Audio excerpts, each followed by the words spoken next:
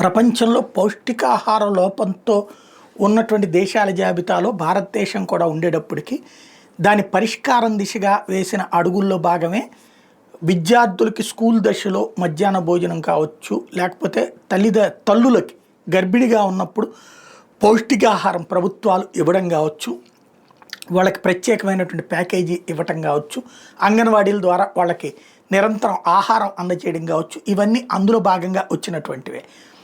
అయితే ఆ పిల్లలకి విద్యార్థి దశలో ఇక్కడ రెండు రకాలు, పేద పిల్లలు వెజిటేరియన్ తినేవాళ్ళు ఉంటారు, నాన్ వెజిటేరియన్ తినేవాళ్ళు ఉంటారు.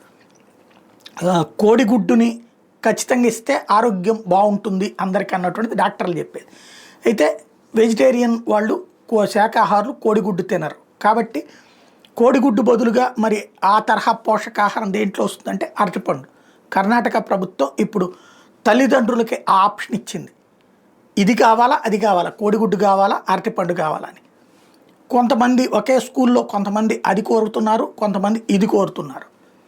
అందువలన ఆ స్కూల్లో రెండూ పెట్టండి అన్నటువంటిది, అప్పుడు ఎవరికి ఏది కావాలో వాళ్ళకి అవి సప్లై చేయమని చెప్పి ఆదేశాలు ఇచ్చింది.